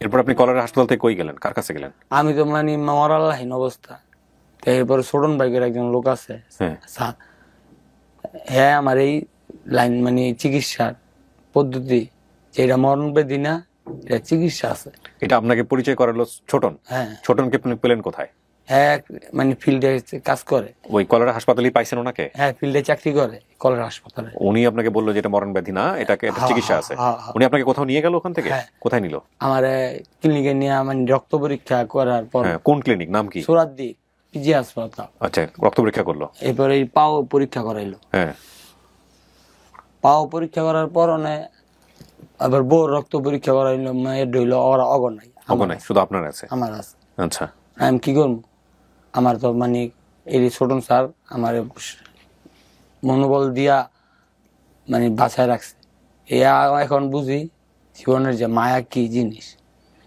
ফাঁসিও দিতেছি মানে মরে যেতে চাইছি এই রোগগুলো গুড়মুড়া বাঁচার সম্ভব স্যার এগুলো না এটার চিকিৎসা আছে তুই কোনো টেনশন করিস না পরে আমার ইয়ারটি একটা ওষুধের নাম ইয়ারটি হ্যাঁ আচ্ছা ওইটা দিল ওইটা খাই নিয়মিত আর আজকে এই 22 সাল চলতেছে আমি এই 3 বছর ধরে মাদকাসক্ত মুক্ত আসলে আপনি মুক্ত হ্যাঁ সত্যি আপনি একদম মুক্ত ছাড়লেন কেন কিভাবে ছাড়লেন মানে ওই পাউডারতে হইলো আর পরে ছোটন ভাই সবকিছু আমার আল্লাহ দিহারে যেমন ফেরেস্তা হিসাবে পাঠাইছে এরপরে হইতো না মনে হইতো না যাই ওখানে গিয়ে আবার নেই ডর করতো ডর করতো কেন ওই যে হ্যাঁ বইলা দিচ্ছে যে যদি শুইল এটা লইলে একটা ওষুধ আমাকে খাওয়ায় এই ওষুধটা খেয়ে যদি আমরা শুইলই তো এই মানুষটা মারা যায়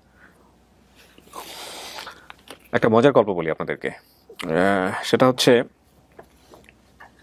এক লোক ফাঁসি নিতে গেছে তো ওই যিনি সেভ করবেন ওনাকে উনি ভিতরে ঢুকেছে ঢোকার পরে উনি বলেছেন যে তুমি যদি গলায় রশি দাও, আমার পকেটে পিস্তল আছে, আমি তোমাকে গুলি করে দিব। এবং সে ভয় পেয়ে গলায় ফাঁসি নেয় নাই। তো ওর গল্পটার শেষটা হয়ে গেছে এরকম, ওর সারা জীবন ইচ্ছা ছিল মরবে মরবে মরবে, কিন্তু মরার যে কি পেইন বা মরা যে আসলে কি অনুভবের বিষয় সেটা টের পেয়েছে এই ভাইরাসটা শরীরে যাওয়ার পরে। এটাকে আপনি ভালো বলবেন না মন্দ বলবেন সে জাজমেন্ট একেবারেই আপনার ব্যক্তিগত বিষয়। তবে আমার কেন জানি বলতে ইচ্ছা করছে, যদি ভাবে বলাটা উচিত না, যদি ভাইরাসটা শরীরে না পাওয়া যেত হয়তো এই রিয়েলাইজেশন কোনোদিন ওর হতো না, হয়তো একদিন ঠাস করে ও রাস্তার মধ্যেই পড়ে থাকতো। তবে ডেফিনেটলি এইচআইভি আসলে ভয়ের জায়গাতে নেই, ট্রিটমেন্টের জায়গাটাতে এইচআইভি এখন অনেক নিয়ন্ত্রণ, মানে কি একবারে সুস্থ জীবন যাপন করার একজন মানুষ যেভাবে সুস্থ জীবন যাপন করতে পারে সেই গ্যারান্টি দেয়, যেটা আমি লাস্ট 3টা এপিসোডে অনেক বড় বড় যারা রিসার্চার আছেন, ডক্টর আছেন, স্কলার আছেন এই ফিল্ডে, তাদের ওপিনিয়ন আমি আপনাদেরকে শুনিয়েছি এবং ডেফিনেটলি আজকের এই এপিসোডেও আমি তাদেরকে যুক্ত করব, সেখান থেকে 2-1 আপনাদের এই পুরো গল্প শুনে ওপিনিয়ন দেবেন। তার আগে আমার কিছু প্রশ্ন আছে আপনাকে, যে লাস্ট 3 বছর আপনার সংসারের কি অবস্থা ভাই? সংসার আছে না চলে গেছে? আছে আছে। বাচ্চা কাচ্চা হয়েছে? এখন তো বুঝি বাচ্চা যে কি জ্বালা, আল্লাহ আগে যা থাকতে বুঝিনি। মানে আগে আমার মাইয়া ছিল, এত সুন্দর মাইয়া আল্লাহ দিয়েছে, মানে আমার নাতি আছে। মাইয়ার ঘরে নাতি হয়ে গেছে? আমার প্রথম মাইয়া? হ্যাঁ। এত তাড়াতাড়ি বিয়ে দিয়ে দিচ্ছেন? হ্যাঁ, ওই যে ওরাই দিছে, ওর নানিকে বাচ্চা, আমার তো দেখাইনি, দূরে দূরে রাখছে আমারতে। আমারতে তো ভয় দেখাই রাখছে, আমি গেলে দূর দিত আমার সামনে। আমার মায়ের আমি কোনোদিন কোনো নিতেই না ভালো। একটা মায়া অনায়াসে বুঝি, অনেক মাইয়ার আছে এক রাত কোনো থাকতেই না। এই পরে 3 নাম্বার যে মেয়েটা? হ্যাঁ, এই 3 বছর একটা রাত কোনো আনসার থাকতেই না। আপনার স্ত্রী যেহেতু এখন উনিও জানেন যে আপনি এইচআইভি পজিটিভ, আপনাদের মধ্যে স্বামী স্ত্রীর যে সম্পর্কটা, এই সম্পর্কটা কি স্বাভাবিক? না, এখন আমরা ভয় করি।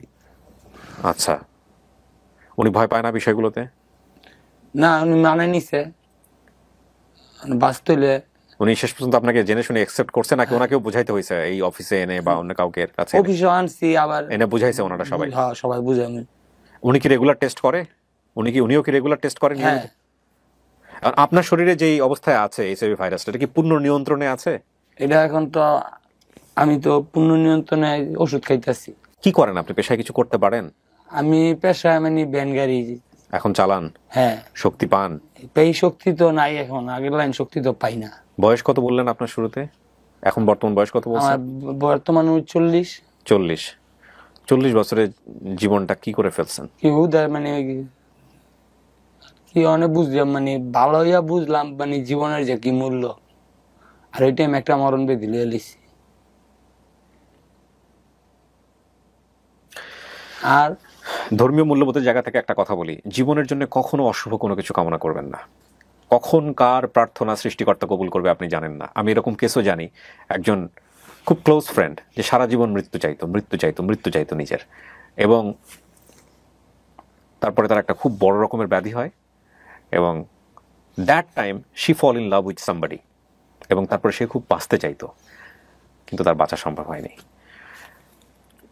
আমি এই ঘটনার অনেকগুলো আসপেক্ট আছে, খুবই বিশেষ করে যারা এই অনুষ্ঠানটাকে স্পন্সর করছে, নেটওয়ার্ক অফ PLHIV NOP+, তারা একেবারে মোটা দাগে ফিগারে যে জিনিসটা দেখাতে চায় যে একজন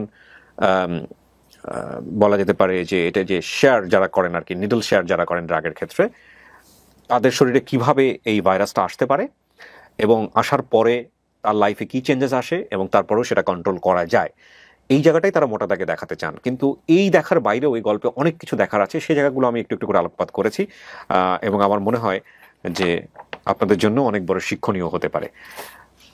আপনি তো শুধুমাত্র সুই নিতেন, এক সুই 8-10 জনের শেয়ার করতেন কখনো কখনো, তাই বললেন আপনি। এছাড়া তো কারোর সাথে কোনো ধরনের অবৈধ মেলামেশা বা এই জিনিসগুলো করা, যেগুলো সাধারণত এইচআইভি ক্ষেত্রে আমরা সাধারণত যে ধরনের কেসগুলো দেখি, ওগুলো তো আপনার লাইফে ছিল না, ছিল কি? তাহলে মানে আপনার কাছ থেকে এই জিনিসটা এসছে এই নিডলের জায়গাটা থেকে। কেন বললেন আজকে এই গল্পটা আজকে লোকের মধ্যে, লক্ষ লক্ষ মানুষের মধ্যে? লক্ষ মানুষ সচেতন তো হইতে হইব। আমি আমার মনে গেছি আরো মানুষ তো বাঁচতে হইব। জীবন তো আমার আজকে একটা মেয়ে আছে, 2টা আগে বড় মেয়ে বিয়ে হয়েছে, আজকে আমার একটা নাই বাড়ি, আমার মরলে মাটি দিব এই জায়গাটা নেই। আপনি কত বছর নিয়েছেন একটা না? 40 বছর বয়সে? আপনি গেলেন তো সেই বলা যেতে পারে 16-17 বছর, 16-17 বছর বয়সে। 16-17 বয়স থেকে আপনি ছাড়ছেন লাস্ট 3 বছর। 3 বছর ছাড়ছি। তার মানে উনি প্রায় 20 বছর একটানা এই সুই নিছে বা এই হিরোইনটা নিছে। জীবন যদি নতুন করে আবার শুরু করার সুযোগ থাকতো তাহলে এই ভুলটা করতেন? ধরেন আপনার নতুন করে আবার জীবনের সুযোগ দেয়া হবে, এই 40 বছর আবার প্রথম থেকে শুরু করার, তাইলে কি আবার এই নেশার জগতে যাবেন? আর আল্লাহ যার যদি একটা সুযোগ দেয়, এটি আল্লাহর কাছে লাস্ট সুযোগ। আমি আল্লাহর কাছে আর কিছু চাই না এখন। এই জীবনে যে রোগ দিচ্ছে আল্লাহ, এমনি নিজের মরণ। আমি এখন কেউ ক্ষতিও চাই না। আমার মাইয়াটা না দেখলাম আমার মাথা নষ্ট। একটা রাইতে আমার মাইয়াটা না দেখে থাকতেই না। আমরা এখানে একটা সাফল্যের গল্প আপনাদেরকে শোনাতে চাই। ওর এইরকম জীবন ব্যবস্থাতেও ওর যখন আইডেন্টিফাই করা গেল যে সে HIV পজিটিভ, তারপরে সে বাংলাদেশের যে ট্রিটমেন্ট ব্যবস্থা, সেই ট্রিটমেন্ট ব্যবস্থায় সে এখন আগের তুলনায় অনেক সুস্থ জীবনযাপন করছে, এবং সেটা সম্ভব হয়েছে মূলত ট্রিটমেন্টের মাধ্যমে, এবং এখানে যারা এই অনুষ্ঠানটির পৃষ্ঠপোষকতা করছেন সেই নেটওয়ার্কের ডেফিনেটলি সহায়তায়। তো আমরা এই মুহূর্তে এই অনুষ্ঠানে একজন স্কলার বা যারা এই অনুষ্ঠানটার উপরে প্রাসঙ্গিকভাবে বলতে পারেন এই গ্রাউন্ডের উপরে, সেই রকম একজন স্কলারকে এই মুহূর্তে যুক্ত করছে। জি, প্রথমে আপনি আপনার পরিচয় দেবেন। আসসালামু আলাইকুম, আমি শাহেদ ইবনে ওবায়দ ছোটন, আমি councillor ICDDRB as well as আমি কমিউনিটি লিডার। ওকে, আপনার পরিচয়? আসসালামু আলাইকুম, আমি ডক্টর মোহাম্মদ ফেরদৌস রহমান, আমি কাজ করছি ICDDRB-তে নারায়ণগঞ্জ ওয়েস্ট সেন্টারে। ওকে, আসসালামু আলাইকুম সবাইকে, আমি ডক্টর মেরি গ্লোরিয়া রোজারিও, আমি কাজ করছি টেকনিক্যাল কোঅর্ডিনেটর হিসেবে কোয়ালিটি ইমপ্রুভমেন্ট কেয়ার বাংলাদেশে। ওকে, আমি গ্লোরিয়া আপনার কাছ থেকে শুরু করি। আপনি পুরো এপিসোডটা দেখেছেন, এবং আপনার জায়গা থেকে আপনি কোন বিষয়টা নিয়ে বলতে চান এবং কি বলতে চান আসলে?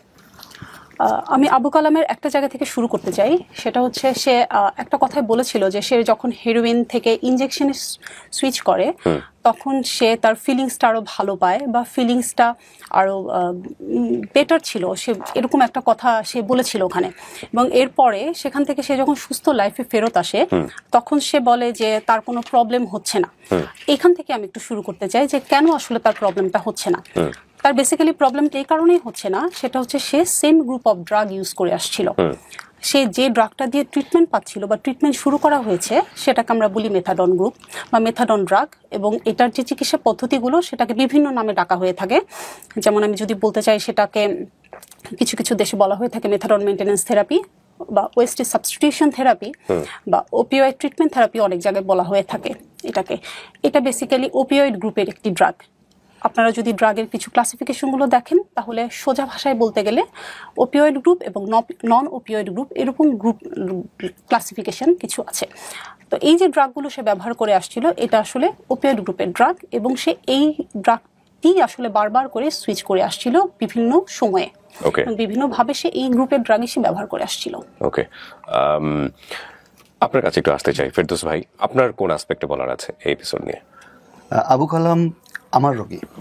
আবু কালাম, জি, আপনি ডিরেক্টলি ওনার ট্রিটমেন্ট করেছেন? ডিরেক্টলি আমি ট্রিটমেন্ট করেছি। আবু কালাম তার এপিসোডে বলেছে যে যেই ডাক্তার তাকে প্রথম দেখেছিল আমি ছিলাম সেই ডাক্তার।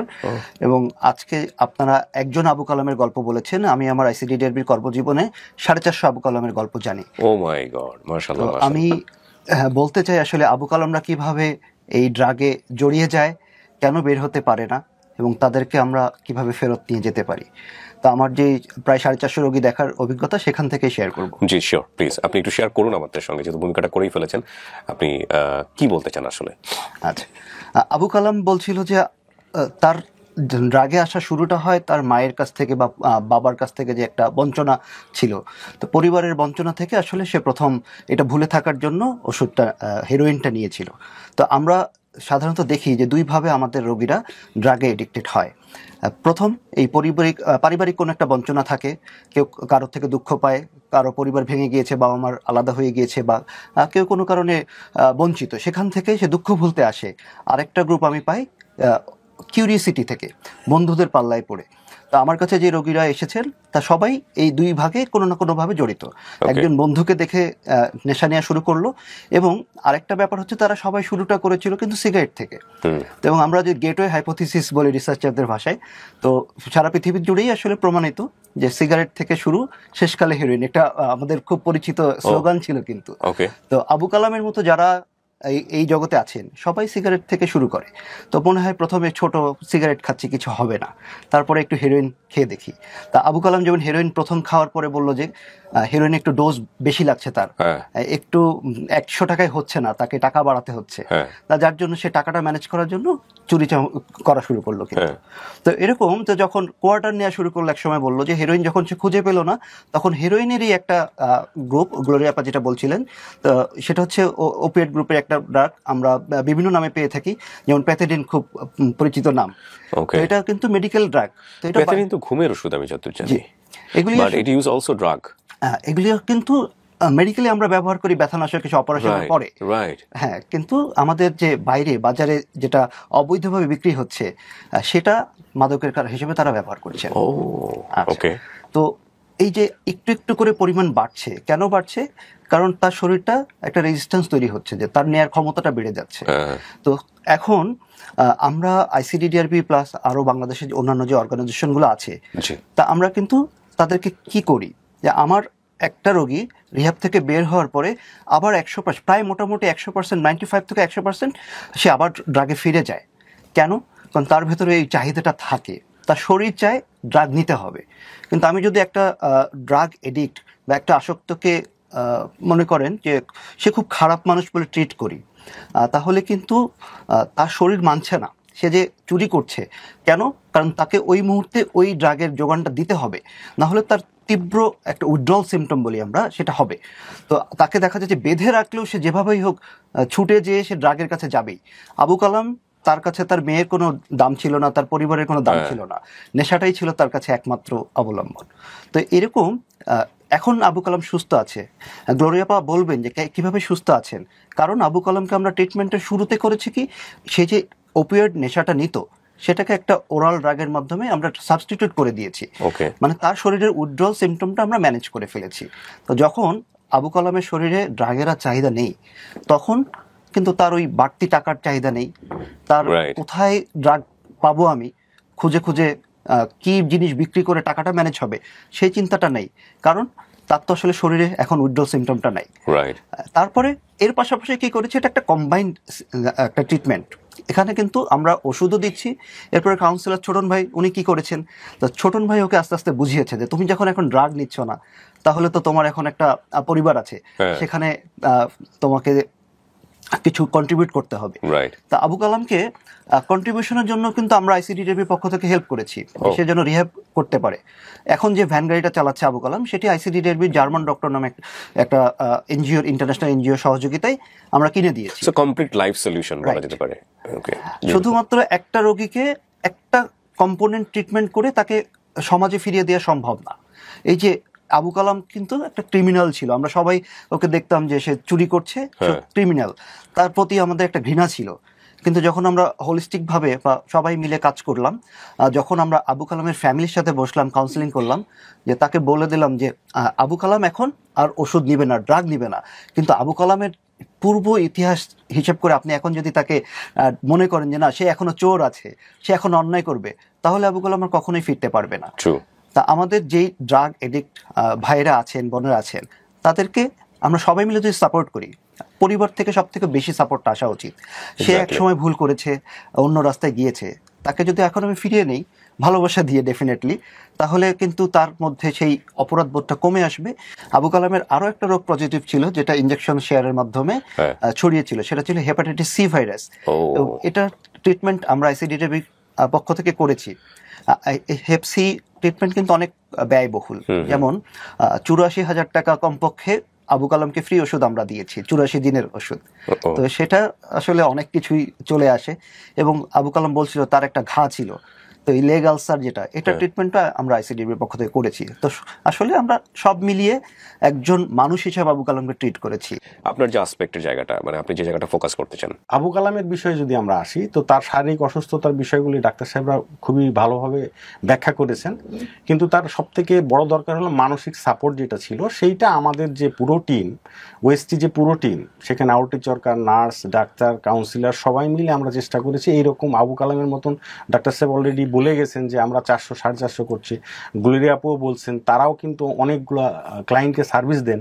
এইভাবে আমরা গ্লোবাল ফান্ডের আওতায় অনেকগুলি organization, ICDDRB, Save the Children এবং কেয়ার বাংলাদেশ সার্ভিস দিয়ে আসছি।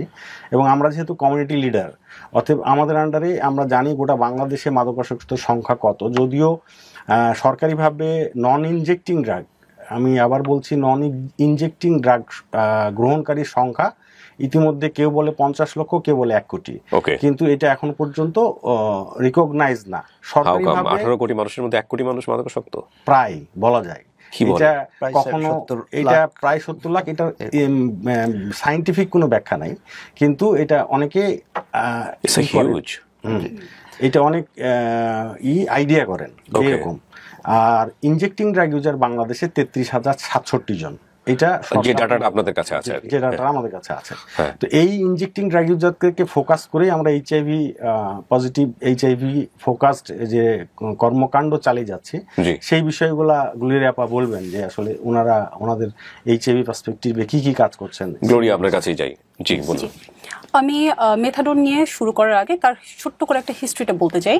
সেটা হচ্ছে মেথাডনটা আসলে আমি প্রথমেই বলেছি ওপিয়েড গ্রুপের একটা ড্রাগ বেসিক্যালি, এবং এটা হেরোইন, মরফিন, প্যাথেডিন সেম গ্রুপের ড্রাগ। মানে এগুলো হচ্ছে সবই পপি ফুল ডেরিভেটিভস বা পপি ফ্লাওয়ার যেটা বলে, সেখান থেকে আসে। সেটা কিছু ন্যাচারাল ফর্ম আছে, কিছু সিনথেটিক ফর্ম আছে। যে নামগুলো আমি মেনশন করলাম এগুলো সবই আসলে সিনথেটিক ফর্ম বা হিউম্যান এটাকে বিভিন্নভাবে মডিফাই করে জিনিসটাকে তৈরি করে। তো প্রথমে হচ্ছে মেথাডনটা বাংলাদেশে নার্কোটিক ডিএনসি বা মাদকদ্রব্য নিয়ন্ত্রণ যে অধিদপ্তর, সেখানে লিস্টেড হয় 2008 সালে। তারপর 2010-এ ইউএনওডিসি মাদকদ্রব্য নিয়ন্ত্রণ অধিদপ্তর এবং আমাদের এএসপি ন্যাশনাল স্টেট কন্ট্রোল প্রোগ্রামের সহযোগিতা একটা পাইলট প্রোগ্রাম শুরু হয় আসলে তেজগাঁতে, যে ট্রিটমেন্ট সেন্টার আছে সেই ট্রিটমেন্ট সেন্টারে আইসিডিডিআরবির কারিগরি সহায়তায় আসলে শুরু হয় প্রথমে। এবং এই পাইলট প্রোগ্রামটা খুব সাকসেসফুলি রান আউট করার পরে 2014-তে কেয়ার বাংলাদেশের অধীনে শুরু হয় যে ড্রাগ স্পটের নাম বারবার আবু কালাম বলছিল চাংখারপুল, সেটার ওইখানেই শুরু হয় আসলে। প্রথমে মৌলভীবাজার সেন্টার ছিল ওটা, পরে ওটা চাংখারপুল সেন্টার নামে কেয়ার বাংলাদেশ শুরু করে। বর্তমানে কেয়ার বাংলাদেশের আন্ডারে প্রায় 3000 এরকম মেথাডন সেবী আছে, যারা রেগুলার বেসিসে বিভিন্ন সেন্টার থেকে মেথাডন খাচ্ছে। এবং কেয়ার বাংলাদেশের সাথে আরও 2টা সহযোগী অর্গানাইজেশন আছে। তার মধ্যে একটা স্পেসিফিক করে যদি বলি, সেটা হচ্ছে আপোষ, যেটা এরকম সেলফ হেল্প গ্রুপ বা হচ্ছে আগে মাদকাসক্ত ছিল এরকম মানুষজনদেরকে নিয়ে আসলে পরিচালিত হয়। বাংলাদেশে এখন প্রায় 12টা সেন্টারের মাধ্যমে কেয়ার বাংলাদেশ ওএসটি ডিস্ট্রিবিউশন করে থাকে, এবং আইসিডিডিআরবির 3টা সেন্টার আছে। এবং ডিস্ট্রিক্ট কভারেজ করি আমরা, অলমোস্ট 6টা ডিস্ট্রিক্ট কভারেজ হয় এই মেথাডন প্রোগ্রামটা দিয়ে। তো যে এই আবু কালাম আজাদের মতো আসলে অনেক পেশেন্ট আমাদের এখানে আছে যারা নিয়মিত এই সার্ভিস সেন্টারগুলো থেকে এই সেবাটা নিয়ে থাকে। শুধু যে ওরা মেথাডন খেয়ে থাকে সেটা না, এখানে আমাদের এইচআইভি পজিটিভও আছে যারা রেগুলার বেসিসে অ্যান্টিরেট্রোভাইরাল যে ওষুধটা সেটা খায়, সেন্টার থেকে সেবন করে, এবং পাশাপাশি ওএসটি বা ওএসটি সাবস্টিটিউশন থেরাপি বা মেথাডন এই সেবাটা নিয়ে থাকে। পাশাপাশি ওরা আমাদের হার্ম রিডাকশনের বিভিন্ন কম্পোনেন্ট আছে, 10টা কম্পোনেন্ট আছে। তো এই সেবাগুলো আসলে ওরা সার্ভিস সেন্টারগুলো থেকে নিয়ে থাকে। যেমন একটু আগে ডক্টর ফেরদৌস বললো যে হেপাটাইটিস সির চিকিৎসা নিয়েছে, এরকম হেপাটাইটিস বি, সি স্ক্রিনিং করা হয়, চিকিৎসা দেওয়া হয় রেফারেলের মাধ্যমে। এবং এই এইচআইভি পজিটিভ বা এই ধরনের রাস্তায় যে পেশেন্টগুলো থাকে তাদের মধ্যে আসলে টিউবারকুলোসিসের প্রবণতা খুব বেশি। তারা টিবির সেবাটাও আমরা আসলে ডিরেক্টলি দিয়ে থাকি না, কিন্তু আমাদের এখান থেকে স্ক্রিনিং করা হয় এবং পরবর্তীতে পজিটিভ হলে সেটা ট্রিটমেন্টও আসলে আমরা এনশিওর করে থাকি। এবং এদের রেগুলার শিরায় মাদক গ্রহণ করে তারা, বা ভেইনে মাদক নেয়। ও কিন্তু বারবার একটা কথা বলছিল যে আমাদের ভেইনগুলো মরে গেছে, এরপরে সে টিকেনে ইনজেকশনটা নিয়েছে এবং তারপরে সেখান থেকে তার পায়ে ঘা হয়েছে। এই যে ধরনের ঘা বা অ্যাবসেস যেগুলো হয় সেগুলোর চিকিৎসাও আসলে সার্ভিস সেন্টারগুলো থেকে দেওয়া হয়ে থাকে। আমরা যেটা দেখলাম যে আমাদের আবুল কালাম শেষ পর্যন্ত কোনো ভেইন না খুঁজে পেয়ে শরীরের একটা পার্টিকুলার জায়গা, যেটা আমি শুরুতে ইন্ট্রোতে ব্যবহার করেছি এবং যেটা আমাকে খুব বেশি অবাক করেছে, এবং এটা নিচ্ছিল এবং কন্টিনিউয়াসলি সেখানে নিচ্ছিল। আসলে এই ড্রাগ নিতে গিয়ে আপনি কি ধরনের মানে খুব এক্সট্রিম লেভেলের কেস পান? এটা কি খুব এক্সট্রিম নাকি এর থেকেও এক্সট্রিম আছে? আচ্ছা, আবু কালাম যে শব্দটা ব্যবহার করছে টিকেন, এটা আসলে বাংলায় যদি বলতে কুচকি, কুচকি, কুচকিতে এখানে বড় ভেইন থাকে, তো ওখানে নিলে সরাসরি রক্তে চলে যায় এবং ফিলিংসটা খুব ভালো পাওয়া যায়। তো বলছিল যে রগগুলো মরে যাচ্ছে। তো রগগুলো মরে যায় কখন? যখন শুধুমাত্র একটা ড্রাগ না, 3-4টা ড্রাগের মিক্স ককটেইল বলে ওদের ভাষায়। তো যখন ককটেইল ব্যবহার করতে থাকে তখন আসলে ওই ভেইনগুলো মরে যায়, এবং ভেইনগুলো মরার পরে দেখা যায় যে অনেকের পা কেটে ফেলে দেওয়াও লেগেছে। ও তো পা ফুলে গেল, পা ফুলে গিয়েছিল, এবং আমরা এটাকে কালার ডপলার আল্ট্রাসাউন্ড, এটা কিন্তু খুব ব্যয়বহুল চিকিৎসা। বেশিরভাগ ক্ষেত্রে আমাদের যেই রোগীরা কোনো ড্রপ ইন সেন্টার বা ICDDB কেয়ারের আন্ডারে না, তারা নিজেরা এই চিকিৎসাগুলো করতে পারেন না, কারণ যারা স্ট্রিটে থাকছেন তারা তো ডায়াগনোসিসই হচ্ছে না। তো আমরা তাদেরকে নিয়ে নিজেরা খরচ করে নিয়ে গিয়েছি, ট্রিটমেন্ট করেছি, এবং এক বিশেষজ্ঞ ডাক্তার দেখিয়ে ট্রিটমেন্টগুলোর ব্যবস্থা করেছি। তো সব থেকে বড় এক্সট্রিম কোনটা আছে, আমার অনেক রোগী আছে তার পা কেটে ফেলে দেওয়া লেগেছে, এবং ছোটন ভাই তাদের যে গ্রুপ আছে, সেলফ হেল্প গ্রুপের মাধ্যমে অনেককেই এই সহযোগিতা করেছেন, যে তাকে হসপিটালে নিয়ে যাওয়া বা রাস্তায় পড়ে আছেন যে। তো এক্সট্রিম লেভেলের আরেকটা কেস হয় যে ড্রাগ ইউজের, তারা বেশিরভাগই বুঝতে পারেন যে আসলে তাদের ওভারডোজিং হচ্ছে কিনা। তো যেই ওপিয়েট ও আমার এখান থেকে এখন সেবা পাচ্ছে, তার এখন ওভারডোজিং হওয়ার চান্স খুব কম। ও কিন্তু বলেছিল যে তুমি যদি ইনজেকশন এখন এই ওষুধ খাওয়ার মধ্যে ইনজেকশন নাও তাহলে মরে যেতে পারো। তো এটা আসলে ওকে ওভারডোজিং এর কথাই বলা হয়েছে, যে তুমি যেহেতু একটা ড্রাগের ভিতরে আছো, তো এখন যদি তুমি বাইরে আবার আমাদেরকে লুকিয়ে ইনজেকশন নাও তখন ওপিয়েট ওভারডোজ হয়। তো ওভারডোজটা আসলে যারা স্ট্রিট বেসড, যারা কোনো সার্ভিস সেন্টারের আওতায় নাই, তারা কিন্তু নিচ্ছে, এবং অনেক রোগী পাচ্ছে যে আজকে রাস্তার পাশে মরে পড়ে আছে। যদি তার অটোপসি করা হয় দেখা যাবে যে তার হয়তো ওপিয়েট যে ড্রাগ লেভেলটা বেশি থাকতে পারে। তো ওপিয়েট যখন যে 1টা 2টা 3টা নিচ্ছে, সে জানে না যে সে আসলে কতটুকু সহ্য করতে পারে। তো যার কারণে আসলে দেখা যায় যে একটু বেশি পিনিক, ওদের ভাষায় পিনিক, হ্যাঁ পিনিক, বেড়া, এই শব্দগুলো খুব বারবার আসছে। তো বেড়াটা মানে উইথড্রল, পিনিক মানে তো তার পিনিক। যখন বেশি পিনিক পেতে যাচ্ছে, সাধারণত দেখা যায় যে কোনো ধর্মীয় অনুষ্ঠান বা ঈদের আগে বা পূজার আগে বা কোনো একটা একদিনে কেউ একটু বেতন পেয়ে গিয়েছে, একটু বেশি বেতন পেয়েছে বা বেশি ধান্দা হয়েছে, তো সেদিন একটু বেশি নিয়ে ফেললো। এবং দেখা যায় যে অ্যালকোহলের সাথে যদি নিয়ে থাকে, 2টা 3টা ড্রাগ যদি একসাথে নিয়ে থাকে, তো মৃত্যু, এর থেকে এক্সট্রিম তো কিছু হতে পারে না। তো আমরা পেয়েছি যে অনেকেই এভাবে মারা গিয়েছেন। যদিও যদি সময় মতো হাসপাতালে নেওয়া যায় তাহলে এটার অ্যান্টিডোট আছে। এই ইনজেকশন, যেমন একটা সে ড্রাগ নিচ্ছে, সেই ড্রাগের অ্যাকশনটা কাটানোর জন্য কিন্তু অন্য ড্রাগ আছে। তো আমাকে ওকে সো আমাদের মূল ফোকাসের জায়গাটা ছিল যেটা হচ্ছে ড্রাগ তো আসছেই, পাশাপাশি হচ্ছে HIV ইনজেক্ট হওয়া বা HIV ভাইরাসটা চলে আসা। ছোটন ভাই, আপনাকে দিয়ে শেষ করব, সেটা হচ্ছে যে আপনি যেহেতু এগুলোর সামাজিক আসপেক্ট নিয়ে কাজ করেন, একটা হচ্ছে যে আমরা তো কিওর করছি, বেসিক্যালি কিওর নিয়ে কাজ করছি, প্রিভেনশনের জায়গায় যদি আমরা একটু আসি, এবং পাশাপাশি সোর্সগুলো কি আইডেন্টিফাই করা যায় এবং সোর্সগুলো কি কোনোভাবে স্টপ করা যায়? চাঙ্গারপুলের কথা তো আমরা খুব বললাম, গুরুত্বপূর্ণ এবং সব থেকে স্পেসিফিক প্রশ্ন আপনি করেছেন। বিষয় হলো যে আমরা জানি যে ইনজেক্টিং একটা ফর্ম, যে ফর্মের মাধ্যমে HIV ছড়ানোর সম্ভাবনা আছে। আরো যদিও 3টা ফর্ম আছে, একটা হলো মা থেকে শিশু, একটা হলো রক্ত ট্রান্সমিশনের মাধ্যমে, আর আরেকটি হলো সেক্সুয়াল ট্রান্সমিশন। আমরা 3টা এপিসোডই কভার করেছি। 3টা এপিসোড। এই ইনজেক্টিং ড্রাগ ইউজারদের ভিতরে বাংলাদেশে HIV সংখ্যা সব থেকে বেশি, তার মানে আমাদেরকে এই সেক্টরে কাজ করার সুযোগও সব থেকে বেশি। তো ইনজেক্টিং ফর্মে আমরা যেটা ম্যাথাডন প্রোগ্রাম, ওএসটি যেটা চলে, এবং NSP যেটা চলে, নিডল সিরিঞ্জ এক্সচেঞ্জ প্রোগ্রাম, এইটাকে বেস করেই চলে। তো সেইখানে আমরা আসলে করি হলো এটা, যে HIV পজিটিভ তাকে আমরা ওএসটির আওতায় আনার চেষ্টা করি। যে ওএসটি ট্রিটমেন্ট দিলে সে ইনজেক্ট ফর্মে নিল না, সে ওরালি ফর্মে নিল, তার মানে পানির মতন গিলে খেলো, তাহলে পরে HIV ছড়ানোর সম্ভাবনা তার কমে গেল। তার যে শেয়ারিং নেটওয়ার্ক, অর্থাৎ তার যে বন্ধু বান্ধব, সেই বন্ধু বান্ধবের সঙ্গেও আমরা এই ওএসটি ফর্মে নিয়ে আসতে চেষ্টা করি, এবং তাদেরকে 100% এই NSP, নিডল সিরিঞ্জ এক্সচেঞ্জ প্রোগ্রামের আওতায় আনতে চাই। তাহলে হবে কি, সে নিডল সিরিঞ্জ শেয়ারিং যদি না করে তাহলে HIV ছড়ানোর সম্ভাবনাটা কমে যায়। এবং সেক্সুয়াল ট্রান্সমিশনের যে বিষয়টা আছে, একজন ড্রাগ ইউজার তার তো সেক্সুয়াল লাইফ আছে, যে সেক্সুয়াল যে পার্টনার আছে, তো সেক্ষেত্রে আমরা কন্ডোম ডিস্ট্রিবিউশনের যে বিষয়গুলো আছে, সেটা কেয়ার বাংলাদেশ সহ যে পার্টনাররা যারা আছেন তারা এটা ইমপ্লিমেন্ট করেন, এবং সেভ দ্য চিলড্রেনের ফান্ডিং এটা হয়। এবং ICDDB 3টা ওএসটি সেন্টার আছে অলরেডি, একটা হলো তেজগাঁ, একটা ধলপুর, একটা নারায়ণগঞ্জ।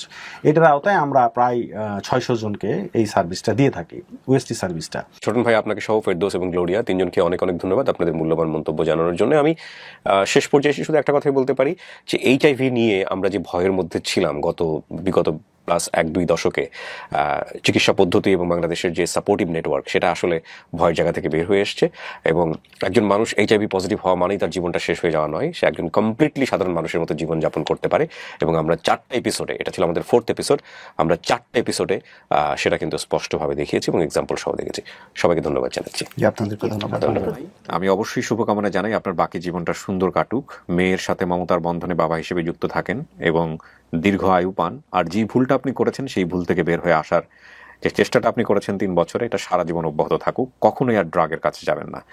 এবং HIV নিয়ে যতটা ভয়, তার চাইতে অনেক অনেক বেশি ভয় হচ্ছে ড্রাগকে নিয়ে। সুতরাং ড্রাগের কাছে যাওয়াটা কোনোভাবেই উচিত হবে না। জীবনে কি ওই যে ড্রাগস না নেয়, ড্রাগস মানুষের জীবন ভালো পথ দেখায় না, মরণ দেখায়। যেহেতু আজকে আমি মৃত্যু থেকে বাঁচাইছি, এখন আমি বুঝতে পারছি ড্রাগস কি জিনিস। এখন আমার মন চায় ফিরার নতুন জীবনটা যাই, কিন্তু এটা তো আর সম্ভব না। এখন বুঝি যে জীবনে কি ভুল করছি, কি হারাইছি। ওনার কথাই আমার শেষ কথা। প্রিয় দর্শক এবং শ্রোতা, সবার জীবন সুন্দর হোক, সুন্দর হবার চেষ্টা যেন আমরা অব্যাহতভাবে করতে পারি, সেই সুযোগ আমাদের যেন সবসময় হয়, এই দোয়া এবং শুভকামনায় জানিয়ে আজকের মতো এখানেই শেষ করছি। আবারও ধন্যবাদ জানাই এই অনুষ্ঠানটির পৃষ্ঠপোষকতায় যারা আমাদেরকে সহযোগিতা করেছেন, নেটওয়ার্ক অফ PLHIVNOP+ তাদেরকে, এবং এই অনুষ্ঠানের ফান্ডিংয়ে যারা সহায়তা করেছেন UNAIDS তাদেরকে। স্টুডিও অফ ক্রিয়েটিভ আর্টসের লম্বা সময়ের ধরে একটা প্রজেক্ট ছিল, আমরা 4টি এপিসোড নিয়ে আপনাদের সঙ্গে কাজ করেছি, এবং আমার মনে হয় যে আমরা একটা বড় ভূমিকা রাখতে পেরেছি যে বাংলাদেশে যারা HIV ক্যারি করছেন ভাইরাসটি, এবং যদি আপনি নতুন এটার মধ্যে গিয়ে থাকেন, সিচুয়েশনালি পড়েন, আনওয়ান্টেড ভাবে পড়েন, যে কোনো ভাবেই পড়েন না কেন, জীবন নিয়ে কখনোই হতাশ হবেন না। হ্যাঁ, এখানে একটা টিকিন থাকে, আচ্ছা, এটা বলা টিকিন কয়, মানে নিশার জগতে টিকিন কয়। টিকিন? হ্যাঁ। আচ্ছা, তো এই টিকিনে সবসময় লঞ্চ যাইব কয়, ওটাতে কোনো ধরনের কোনো সমস্যা না, রেগুলার নেওয়া যাবে ওখানে? রেগুলারই নেওয়া যাবে।